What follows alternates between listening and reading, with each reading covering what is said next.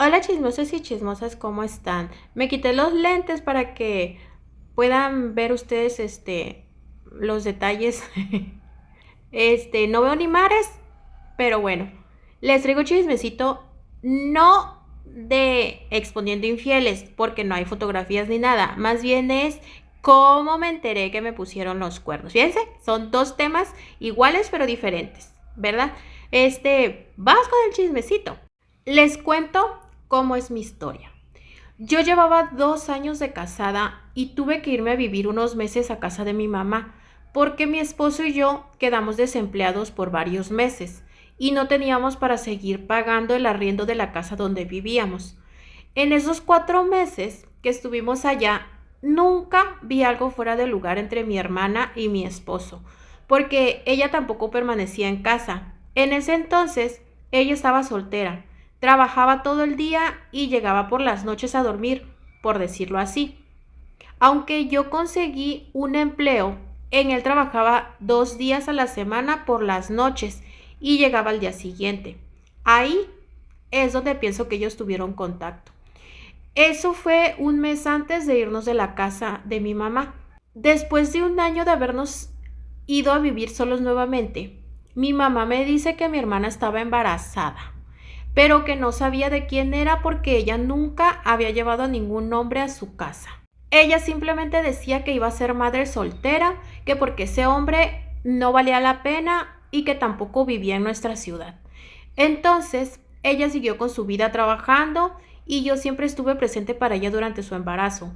Cada vez que podía la acompañaba a sus ecografías y el día del parto fui yo quien estuvo con ella también y hasta permitió que yo escogiera el nombre de mi sobrino.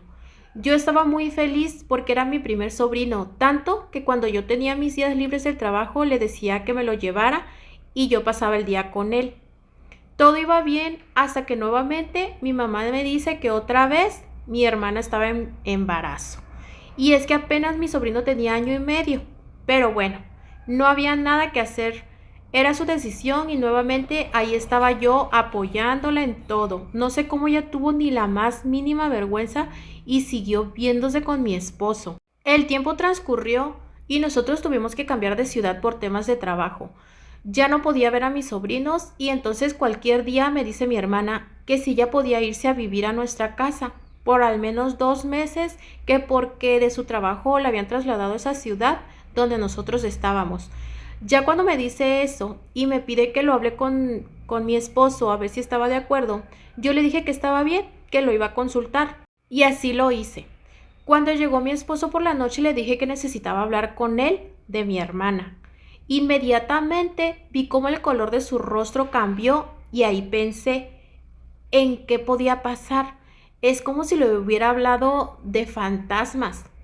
Entonces cuando le conté, ya se relajó un poco y me dijo que yo tomara la decisión, que lo que yo decidiera estaba bien. Ese día no le dije nada a mi hermana porque quedé pensando en la reacción de mi esposo y mi intuición me dijo que algo estaba ocurriendo, aunque no tuve que ir muy lejos. Al día siguiente se me ocurrió revisar el celular de mi esposo, cosa que yo nunca, pero nunca hacía, ni él revisaba el mío. Yo esperé a que él se durmiera bien y tomé el celular, y como él no usa contraseñas, fue muy fácil. Inicié por buscar el número de mi hermana y no tenía el número guardado, pero sí la tenía en un chat oculto. Y no se imaginarán todo lo que vi y los audios que escuché. Cómo mi propia hermana se expresaba tan mal de mí sin yo haberle hecho nada.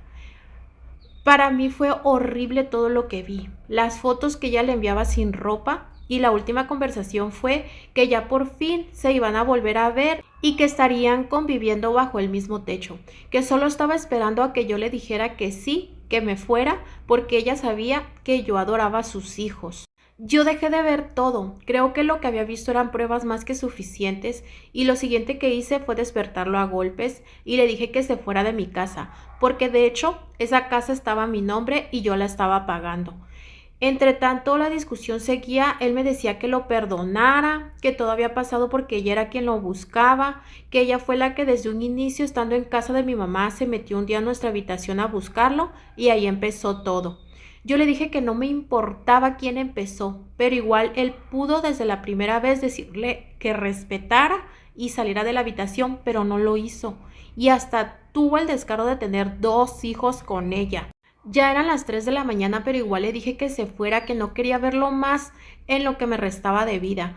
Él estuvo suplicando por varios meses. Se iba a mi trabajo, me enviaba flores, regalos costosos, pero yo todos los regalaba. Lo último que hice fue denunciarlo por acoso y esa fue la única manera de que me dejara de buscar. Y así fue que también firmó el divorcio. Por último me enteré que él nunca quiso reconocer a sus hijos y que se fue del país. Yo con el tiempo a ambos los perdoné para sanar mis heridas, sin embargo, no quiere decir que haya vuelto a tener contacto con ellos. La verdad, con ninguno de los dos hablo. Yo seguí mi vida y actualmente estoy saliendo con alguien. Voy despacio tratando de confiar nuevamente. ¿A poco sí muy Chris Evans, muy Capitán América? Como para que se fije en el marido de la hermana. ¿O por qué lo hacen? Por envidia, se meten con los maridos de sus hermanas. Porque pues se sabe, ¿verdad? Que hay muchas hermanas que le tienen envidia o coraje a las hermanas, a lo mejor porque las trataron diferente, o pues sí de plano estará muy, muy guapo el marido de la hermana, como para que te metas con él. Pero bueno, ahí les dejo el chismecito para que lo comenten.